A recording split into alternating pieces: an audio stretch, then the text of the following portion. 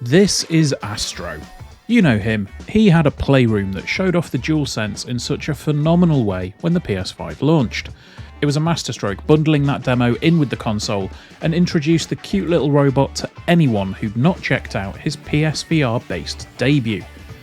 His self-titled full-length feature is finally here, but is it any good?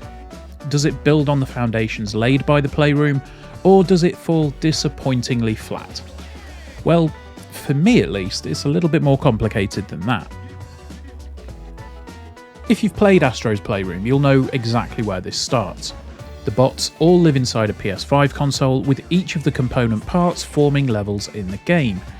Astro Bot starts out with these component parts being blown across a galaxy, with the CPU being hoarded by an obnoxiously cute alien that wouldn't look out of place sitting alongside Neo Cortex in an old school Crash Bandicoot game.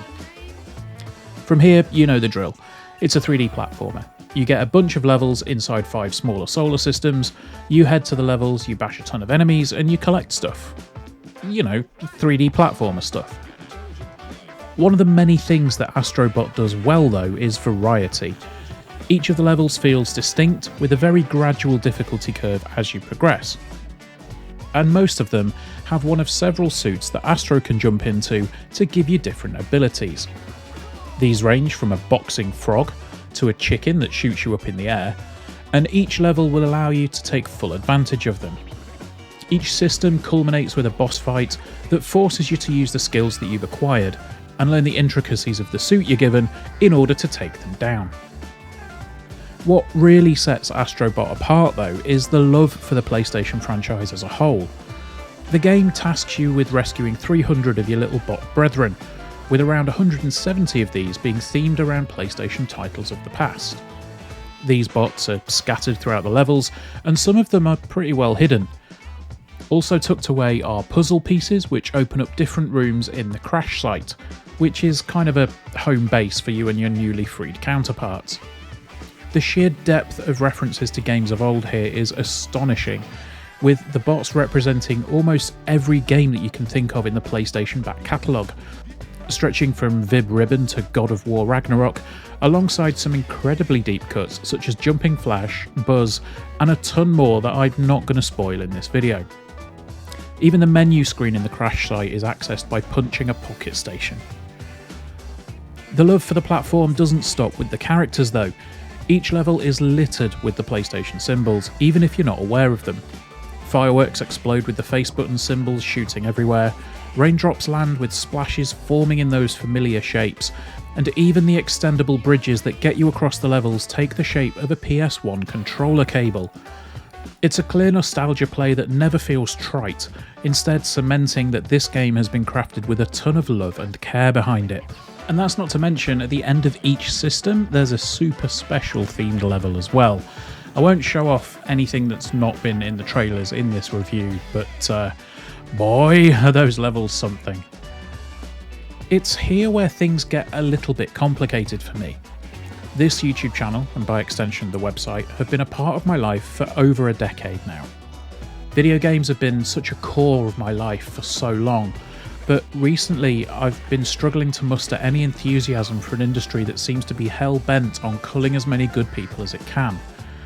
Quite simply, the fun had gone from what I was doing. There've been entire months this year where I haven't turned my consoles on, and it's led to a real state of malaise with almost everything else in my life. I've just not been able to enjoy anything, including my most prominent hobby. Astro Bot's changed that. I can't remember a time that I played a game and had a smile on my face from start to finish, and the nostalgia hit me like a drug every time I found another branded bot to free. They reminded me of all the times that I've had with this hobby, all the games that I've played, and it cemented why it's so important to me. Moving back to the game, and outside of the core levels, there's plenty to do here. There are hidden unlockable challenge levels in each system, allowing you to test your skills and earn additional bots and puzzle pieces, while the crash site itself has a few different areas to explore and unlock as you add more bots to your clan. These challenge levels are true to their word, testing your skill and your patience as you attempt to get past them. It can lead to a little frustration as you watch Astro pop from yet another electrical outburst for the umpteenth time. However, there is a really good sense of satisfaction when you finally get to the end and you unlock your next companion. The unlockables don't stop at puzzle pieces and bots though. You can also customise Astro with an array of costumes and paint your dual speeder, which is the DualSense themed rocket that takes you to different areas, with paint jobs that mimic actual colours available for the controller, and some that are a little more out there.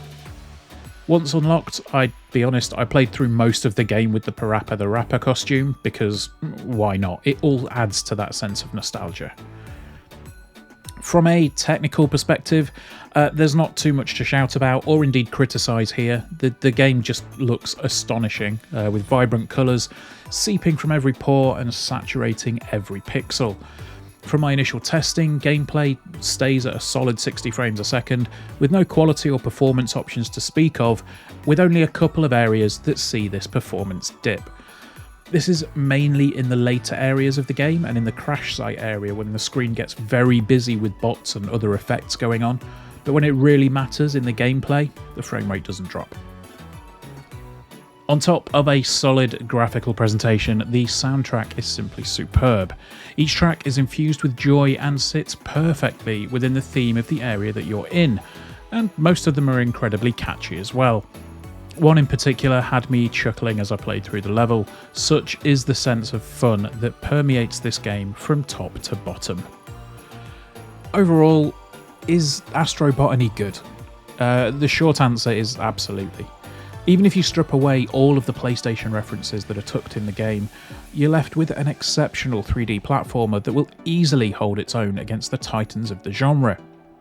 Fun, engaging and challenging with a huge variety of levels, it'll have you hooked from the first time you pick up your DualSense.